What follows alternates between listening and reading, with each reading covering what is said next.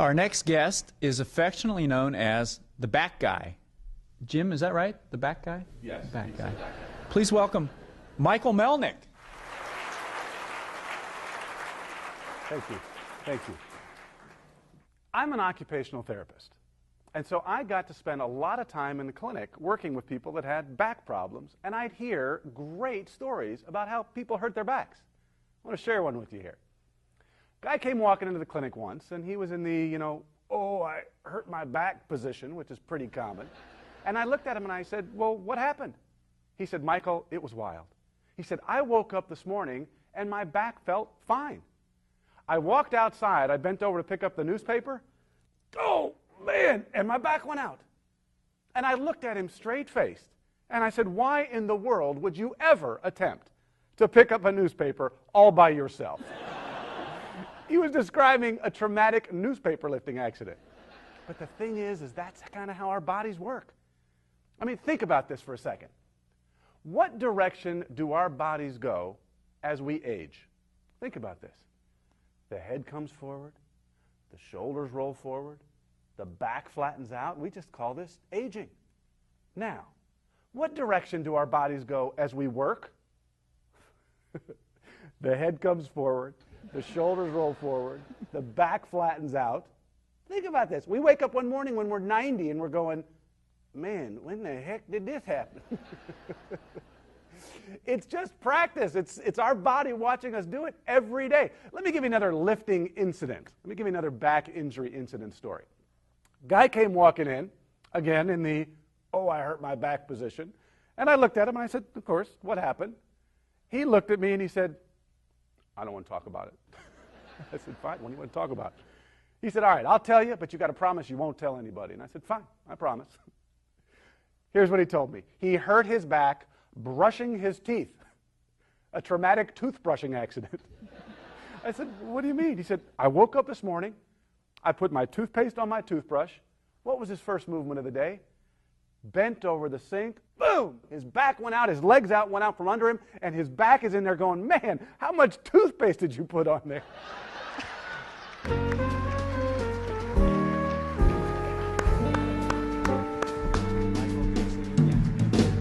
Mr. Back. Yes, sir.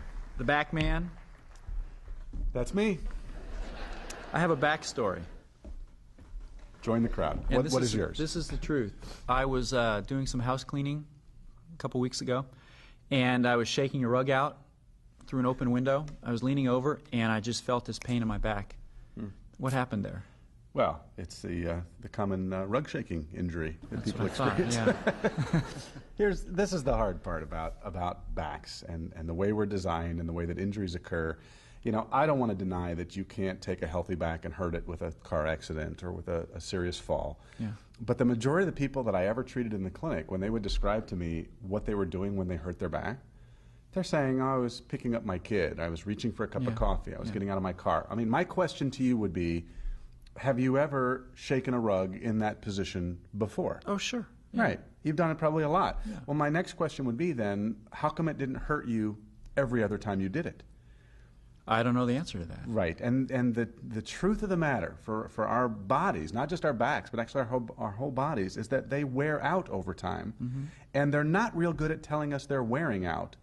They're good at telling us we're worn out. Hearts don't typically tell us they're running out of beats. Right. They tell us they're out of beats. Teeth don't tell us they're developing a cavity. They tell us you have one. That's the nature of the way our bodies function. And that's kind of what makes prevention difficult. That's why we do classes and stuff on this, is because, you know, nobody goes home at the end of the day and goes, well, my teeth don't hurt. Guess I don't need to brush them, right? I mean, we do it because of what we know is happening, and taking care of your back's got to be the same thing, because our back's not good at sending the message. What we need is an idiot light on our dashboard telling us our brake lining is going out. That's the way, right. We can do that with mechanical things. Right. We don't do it as well with our own bodies. And in fact, I'll show you how we do it. There's a prop here somewhere. Oh, have you got Are it? you talking about this? There he is. All right. I was wondering who put that there. Thank you very much. Very fun taking this thing through security. Jim, did you put that there? Unfortunately, since we don't have an idiot light to tell us something's going on, what we have to do is we have to literally tell people this is what's going on and hope they kind of take it to heart. Can I stand for a minute and do this? I think that would be okay. Okay, that's what I'm going to do. All right. I want to talk very quickly about how this thing is designed, because then all of the principles of how you take care of your back truly follow the design of it. First thing is, if you take a look at this, what do you notice about its design that stands out? It's curved. It's curved. It has 3 natural curves, and they are there for 3 reasons. First one is, anytime you take an object that can be straight, and your back absolutely can be straight. I stand like this, and I have literally flattened out all the curves. If I can take an object that can be straight, and I put bends in it, what I've actually done is I've just created a spring. I mean, think about it. If I slammed a straight rod on my foot, the pressure here at my hand would be the same of what I feel on my foot, because there's no place else for it to go except straight down. If I took a spring and I slammed a spring down on my foot, you know what would happen? All the way along the spring, you would see that shock being absorbed, so by the time it got to my foot, hardly any pressure at all. Right. That is why we tell people, stand in better posture, sit in better posture with the 3 natural curves. Why? So even the effects of gravity pulling down on you are going to be less because of the spring-like shape. Second thing is, in between each one of the bones is a disc, and the disc is the true shock absorber for your back. Well, we know that when you have the 3 natural curves in your spine, each one of the discs is in a position where it can absorb its share of the shock. Well, if I said to you, when you're done with the show today, go out to your car, take your shock absorbers off, remount them sideways, go for a drive. Yeah. Right? I mean, you're going to come back and you're going to have chipped teeth. Your shock absorbers don't work this way. They work this way. Well, I watch people when they go to pick up their kids or off the floor or pick up a cup of coffee or whatever, and what do? They take their bodies and they mount their shock absorbers sideways, which is just like this. Bending over forward. Absolutely. Or Right. shaking a rug, for example. Right, And what have we exactly. done? We've taken most of our shock absorbers and mounted them sideways. And what do we find? We find that there's one part of the spine, typically, that is left carrying the bulk of the load. Where is this? That's the low back. Where do we see the majority of back problems? Lower back. Yeah. Where do we see, if we see 80 to 90% in the lower back, where do we see the other 10 to 20%? The upper back. We see it in the neck. Yeah. Right. What can we do with our shock absorbers up here? See this going on? People drive this way, they eat this way, they read this way, and we see problems here. So we've got the 3 natural curves in order to have the spring, 3 natural curves for the disc to be lined up, and then the other one is, when you have the 3 natural curves for the spine, it's the absolute strongest position for all of the structures that surround your spine. It's a power position. It's the power position. Very good. My abdominal muscles are stronger. My back muscles are stronger. All the discs are lined up well. The joints, the ligaments, everything works well. And the whole body functions that way. If I wanted the strongest position for my legs, it wouldn't be down in a full squat like this. They're weaker down here. Right.